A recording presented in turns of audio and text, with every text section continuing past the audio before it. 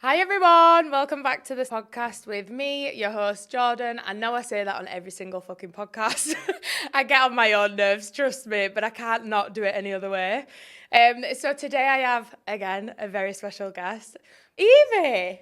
Hello, I'm Welcome. Evie. Thank you are my love. Honestly, the most gorgeous thing that ever graced Bali. Oh, You stop. walk in everywhere and it's just like, Evie's here. The reason that I have got Evie on the show today is one, to talk about something that I think not a lot of people will know about. Yeah. Raise awareness about a sexual condition and kind of help people out there that might have it, that might, one, not know about it. Yeah. Two, have tried to have penetrative sex and then not been able to and not known the reason why. So it. I know you're all going to be like, oh my God, what is it? So I'm going to let Evie tell you exactly what it is. However, I just want to go over basics of how we actually met Yes. and how we've got to this point, because it's always a nice story about how I actually ask people to come on the podcast. So the first time I actually met Evie was New Year's Eve. She come walking into the villa and I thought, who the fuck is this? Jesus Christ, who is this coming into my villa? And straight away I think we had a sex ed class. Yeah, we did. I think you asked me what I did, didn't you? Yeah, and I was intrigued because that's what I always kind of wanted to work towards. But then Evie said, well, there's actually something I think people need to know about. Yeah. Which is? So there's a condition, I think many people don't know the name, like even girls, especially men. I mean, I was Googling it earlier. And Yeah. I was like, Evie, how do you say it? I had no idea. So it's called Vaginismus. Yes. It's a really It's a weird really term. sexy name. Yeah, No, it's the sexiest name you could ever have. It's a weird term, but basically it just means that there's some psychological stuff going on with someone. Usually it comes out of trauma, and it is your body responding to that. So usually when you're trying to have sex, or you can try and put in a tampon, could be whatever. Yeah.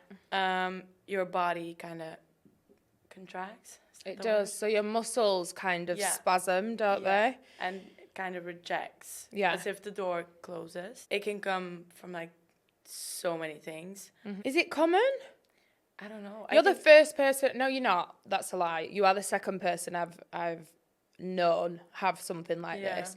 My friend had a beautiful baby girl, and after that trauma of childbirth, her vagina basically closed up and would not allow her partner to penetrate, wouldn't allow her to put her fingers in or masturbate or do anything. Even tampons, that was like her worst nightmare. So that's kind of the first time I ever heard about it, but I thought that was just after childbirth. And I thought maybe that's why I don't know about it, because I've not had a baby. That would make sense. But then speaking to you, I thought, oh my God, this is something people really need to know about. And I need to educate myself on, being in the industry that I'm in. So, yes, we're going to get into it, mind the fun, or not. But really talk about it, because I think this is something that not just women need to be aware of, but men particularly. Yeah. And we have I have a lot of questions because I know what questions you guys will have. So Evie's already said she's comfortable to talk about everything and try and help other people as well. So like you said, Evie, this comes from a trauma. So this is a mental worry that you have that stops anybody entering. It's kind of a protection thing, I think. And it's... Yeah, it is. And it's also your body holds trauma, so it's it just adds on to it. It's your body responding to it. It's a big mental thing. How do you go about it? You have to know about it. You have to know where it comes from. Yeah.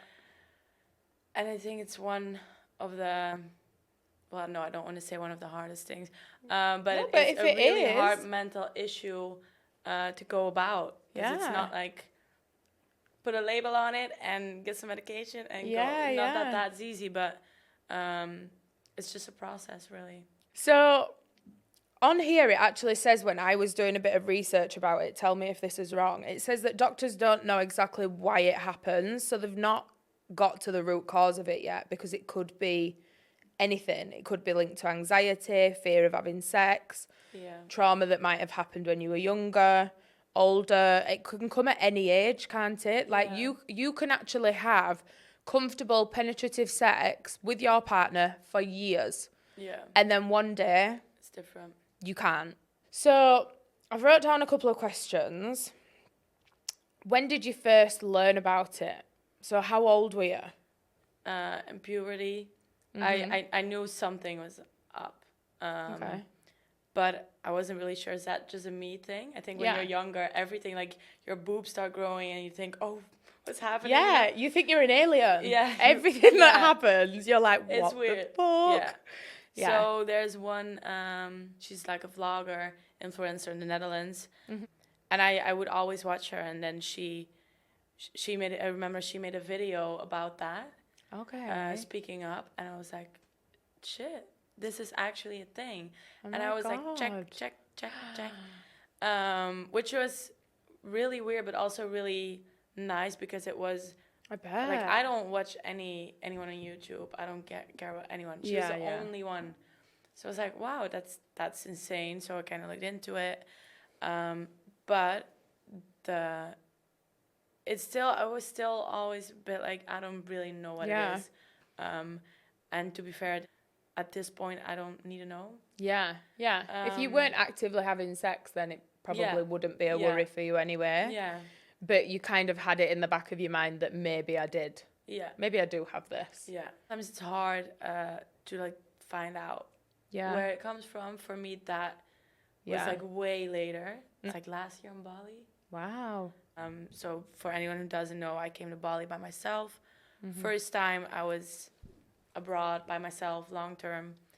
And you're only young, aren't you, Eva? Yes, I'm Tell 20. everyone. I'm a baby. She is a baby. Like, the fact that I have to sit here and be like, fuck, I'm 10 years older than you.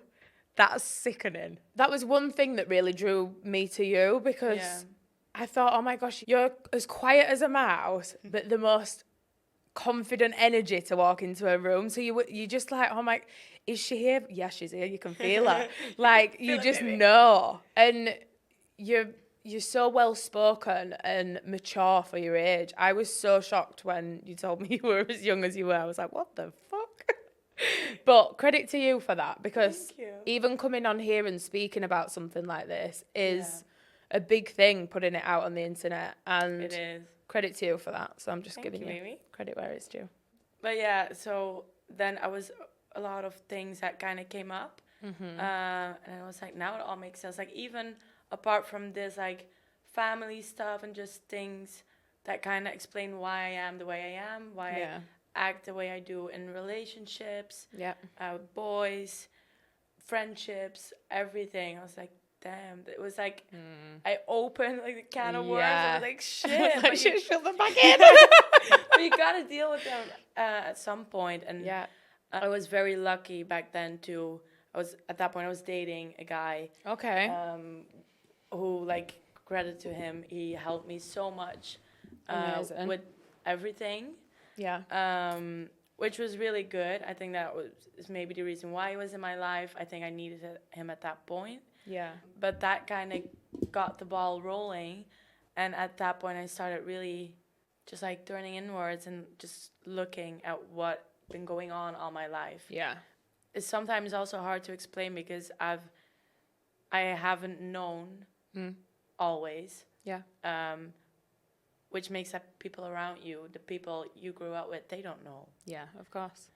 And I think with many things that's still the case. I've never really been someone who really wants to, like, open up too much to her family. I mean, what would you do? Walk into a room, be like, guys, stop.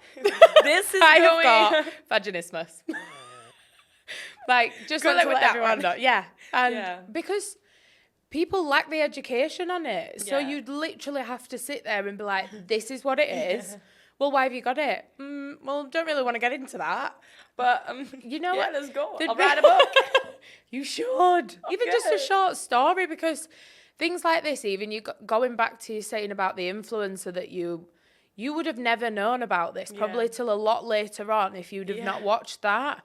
And I think this is why it's so important and why I do the podcast and speak out about these taboo subjects, because I lacked sex education. All my friends lacked it. Yeah, we don't need to know how to put a condom on a dick. Like, we need to know. Yeah, we need to know about bacterial vaginosis that people get every fucking time they have sex with a new dick. Like, it drives it. I used to be so confused. Yeah. But every time you have a different sexual partner, I don't know if you've experienced this. If you haven't, congrats, because I don't know anyone that's never not.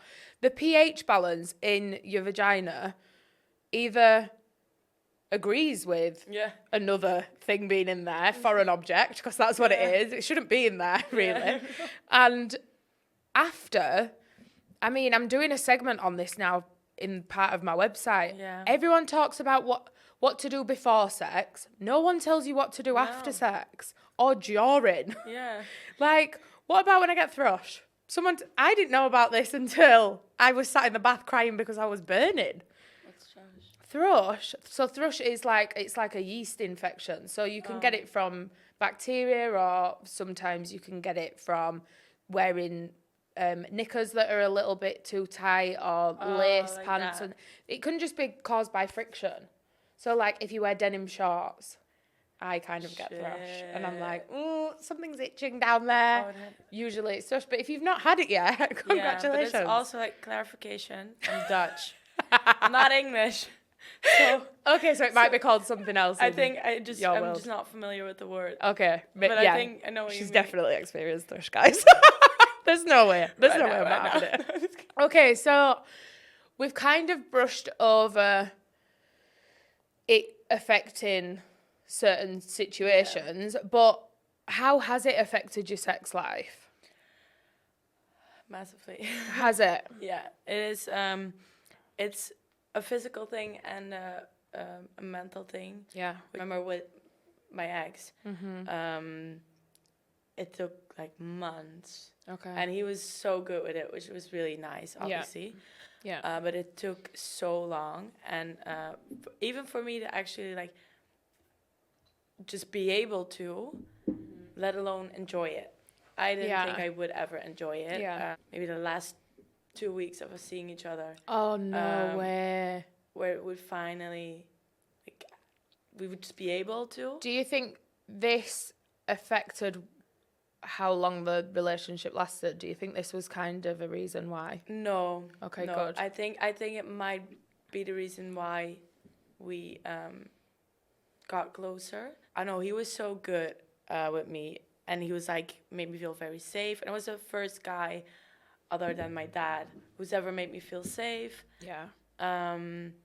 And I remember, like, I'm a crybaby. I'm a crybaby. You've not met me. I've been crying in his arms so often. Like, sometimes it was because I was genuinely hurting so bad. Yeah. And sometimes it was because I just felt shit about my past. And sometimes it was because I was so shocked at how good he was with it. Yeah. So I think, like, even if our relationship, we had a good relationship, even if that wasn't the case, the fact that he could make me feel so safe. Yeah, which is amazing. My most vulnerable, like, piece of myself. Yeah, of course.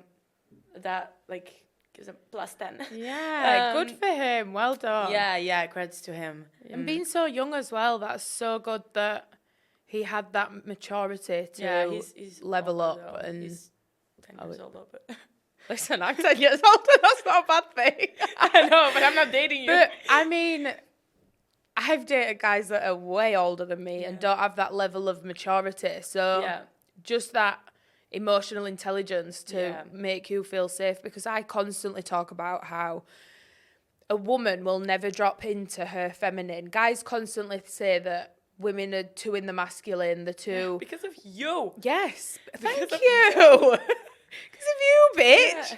Someone's got to do it. Exactly. If you're not going to be masculine, it's going to be us. This is it. And I'm all for a woman who owns a shit, like, gets that bread, does whatever. But I'm all for those women that stay at home mums and providing that way. But a man has to make a woman feel safe. That's all we need. Yeah. To feel safe and loved. That Yeah. and you will literally get the best of us. Yeah. That's all we Come need. on. We're simple creatures. We talk about men being simple. Women are actually very simple as well. Yeah. But because we're from Venus and Mars, we just cannot speak the same language. We really don't. No. But that is amazing for you that you actually had such a nice experience with it. That started my healing process. It started everything. Yeah. Which I'm really thankful for. But even though he was really good with it, and I'd never told him like everything. Yeah. Just like the main things. Yeah. And did you kind of work through it together? Yeah. Okay, yeah. So you did a bit of research. Yeah. Kind of thought, we'll try this, we'll try that. Yeah, and he was very, like, he cared a lot about me. Yeah. I think that maybe made him care even more. Like, for example, when we would sleep together, when we would have sex, I'm like, I can take it. Like, it hurts, I can take it. Yeah. Which is not good. At a certain point, he would see on my face if it was hurting or not, which was a good thing for me because I didn't have to always say like stop, it hurts or whatever. We kind of worked out what would work for us. So do you have to explain this to every sexual partner that you come across? Yeah That's why I usually don't sleep with people. It also, like, even it doesn't work or it does work, whatever. It's not only annoying, but it's also, it puts me off. It puts me in a really bad mood because it's triggering. You don't want to give that part of you to just anyone. Jeez, I mean, like, you don't just want to meet somebody in a bar. Yeah. Say you have fun with them, you go to another place with them, and then you'll constantly have that in the back of your mind. Yeah. Like, that in itself is so much pressure. So and you feel guilty as well. Really? Yeah. Oh, see, that's awful that you feel guilty because it's not your fault. I think that's what I really want to be clear about on here, because I can imagine there's many women out there that probably don't find sex that comfortable. It is painful, and maybe you do have traits of this, and it's all about digging up why, where, when this might have come about, and getting to the root cause of it and then going from there. So advice to others that might have this condition then.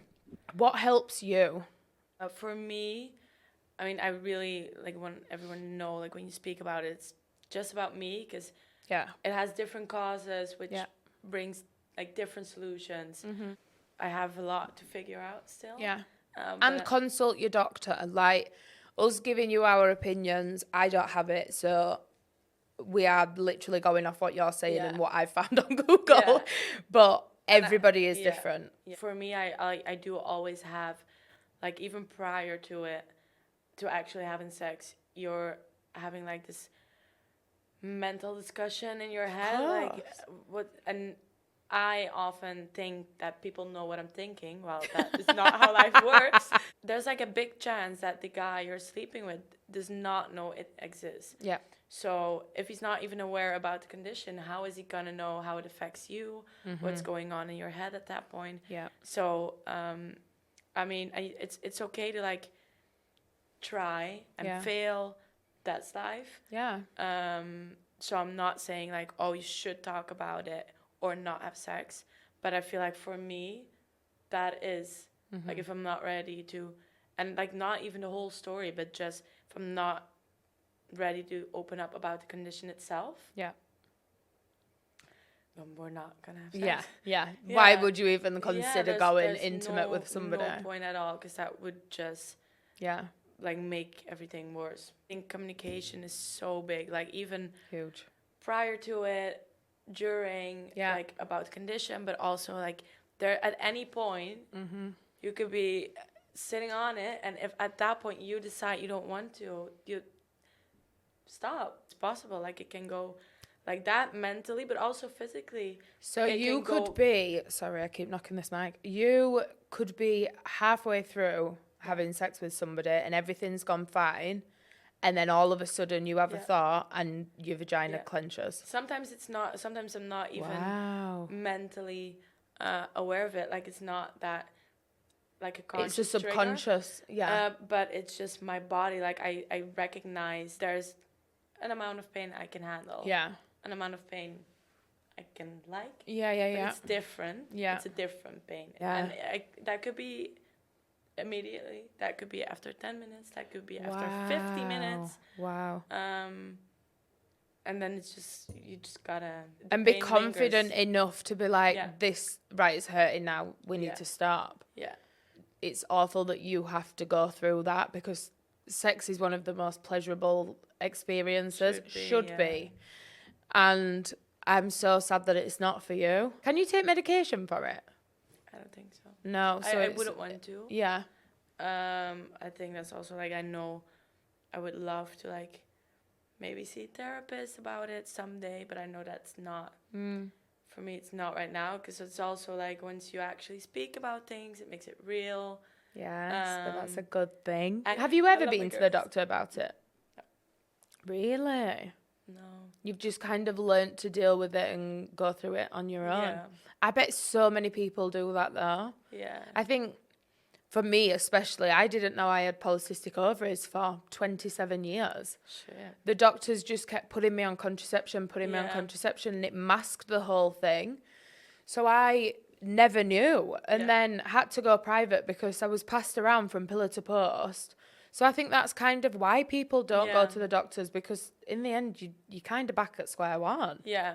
You learn more through YouTube, influencers, other people talking about it. Even that influencer who taught me about it, she had the same experience. She was like, I know something's up, and she had to go back, and only a specialist could tell her what it was. But the doctor didn't know about it, so he couldn't send her to a specialist because he didn't know it existed. Just kept going around in circles, which is, especially with something that sensitive, you don't want to have to kind of like prove yourself. No, you don't want to have to.